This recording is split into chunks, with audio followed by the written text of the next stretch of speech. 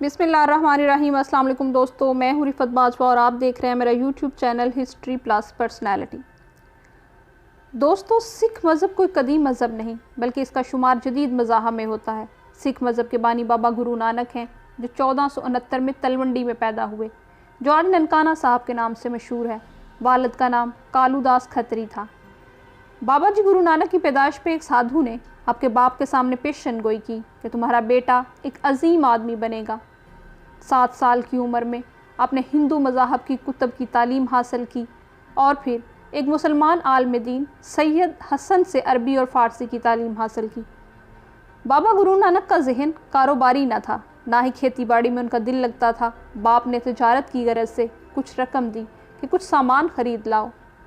आपने वो रकम भूखे फ़कीरों को दे दी जिनके पास खाने को कुछ न था। ये वाक़या जिस जगह पेश आया उसे सुच्चा सौदा कहा जाने लगा, जो आज भी शेखुपुरा में फ़ारुखाबाद के नवाह में मौजूद है। बाबा गुरु नानक की शादी मौला खत्री की बेटी सलखनी से कर दी गई ताकि उनकी तवज्जो कारोबार की तरफ हो। मगर अल्लाह जिन लोगों को दरवेशी के लिए चुन लेता है उन्हें दुनिया से कोई गरज नहीं रहती। इनके 2 बेटे सीरी चंद और लखी दास थे। आपने 36 साल की उम्र में दरवेशी का चोला पहना और फ़कीरी में डूब गए। आपने 8 साल मुकम्मल सफ़र में गुजारे। इनके साथ इनके खादम बाला, लीना, ख़ानदानी मरासी और रामदास बुधा आपके हम सफ़र रहे। लोगों को तौहीद का पैगाम देते रहे। आपने आसाम, बनारस, काठियावाड़, कश्मीर, इराक़, ईरान और अरब के दौरे भी किए। आपने हज भी किया और मदीना भी गए। वापस आए तो इमनाबाद के लालू नामी लोहार की तरफ क़याम किया और वहाँ भी तौहीद का प्रचार करते रहे।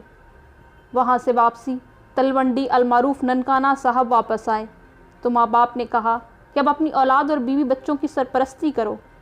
मगर नानक साहब ने कहा, मेरे वजूद में सिर्फ हक़ और सच बस चुका है, दुनियावी किसी भी चीज़ या रिश्ते से बहुत दूर जा चुका हूँ।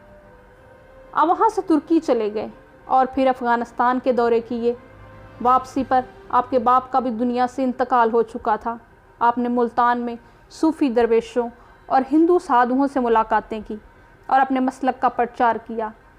इब्राहिम लोदी ने आपको जेल में डाल दिया। 7 माह कैद में रहने के बाद आप पाकपतन, लाहौर, कसूर, पसरूर के दौरे करते हुए लाहौर के पास एक गरीब खाना बनाने लगे जिसमें गरीब लोगों के खाने का इंतज़ाम होता। ये जगह डेरा बाबा नानक के नाम से मशहूर है। नारोवाल के पास करतारपुर गांव की बुनियाद रखी और यहाँ धर्मशाला बनाई। 22 सितंबर 1539 में आपकी वफ़ात हुई।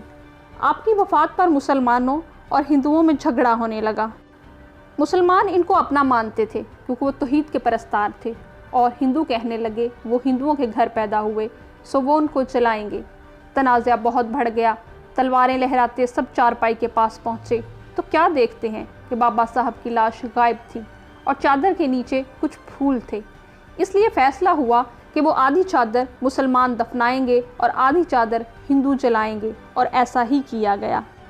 बाबा साहब के साथ बहुत सी करामात को भी मुंसलिक किया जाता है। जैसे ननकाना साहब ने अपने मुलाजम से कहा, जाओ तालाब से पानी लाओ, तो उसने कहा, हजूर तालाब तो खुश्क हो चुका है। तो आपने कहा, अब जाओ वो भर चुका है। वो आदमी ये देखकर हैरान रह गया कि वाकई तालाब जो सुबह तक खुश्क था पानी से भर चुका था। ये तालाब आज भी अमृतसर में मौजूद है जिसे आब हयात के नाम से जाना जाता है। कंधार जाते हुए गिरती हुई दीवार को अपने हाथ से रोका था जिस पर आपके पंजे का निशान आज भी मौजूद है, जिसे पंजा साहब के नाम से याद किया जाता है। शायरी कहने का हुनर भी खूब जानते थे। एक मरतबा किसी जंगल से गुज़र हुआ तो बाबा साहब ने देखा कि जंगल में हर तरफ आग लगी हुई है मगर परिंदे इन दरख्तों के ऊपर से उड़ नहीं रहे। तो बाबा साहब ने इन परिंदों से मुखातब हुए और शायरी में कहा, जल रहा है जंगल सारा, जल रहे हैं इसके पात, जल रहा है जंगल सारा, जल रहे हैं इसके पात, तुम क्यों नहीं उड़ रहे जब पंख हैं तुम्हारे साथ। तो इन परिंदों ने बाबा साहब को जवाब दिया, फल खाए फूल खाए, फल खाए फूल खाए, जब खुशी में दिया इसका साथ, आज जब ये जल रहा है तो जल जाएंगे इसके साथ। सिख मज़हब के 10 गुरु हैं जिन्होंने गुरु साहब की वफ़ात के बाद इस सिलसिले को जारी रखा। बाबा गुरु नानक की तमाम किस्म की तालीमात को गुरमुखी में गुरु ग्रंथ के नाम से लिखवाया गया। कुछ शरई कवानीन भी वज़ा किए गए जिसमें तंबाकू और गोश्त से ममानत की गई।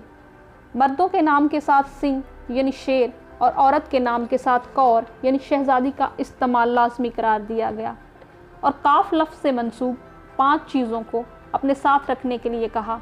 कैश यानी बाल ना काटे जाएं, कंगा बालों को साफ़ और सीधा रखने के लिए, कड़ा स्टील या धात की मोटी चूड़ी जो कुव्वत पैदा करती है, करबान यानी खंजर जो हिफाजत के लिए है, कच्छा फुर्ती के लिए जिसकी लंबाई घुटनों तक हो। बाबा गुरु नानक ने सारी ज़िंदगी सच्चाई का प्रचार किया और आपके अकीदतमंद आज दुनिया के गोशे गोशे में मौजूद हैं। अपना कीमती वक्त देने का बहुत शुक्रिया। अगर आपको मेरी ये वीडियो अच्छी लगे तो आप मेरी काविश को सराहने के लिए मेरे चैनल को सब्सक्राइब करें, लाइक करें और कमेंट करें। अल्लाह ताला की हज़ारों रहमतें नाज़िल हों आप पर और हम सब पर।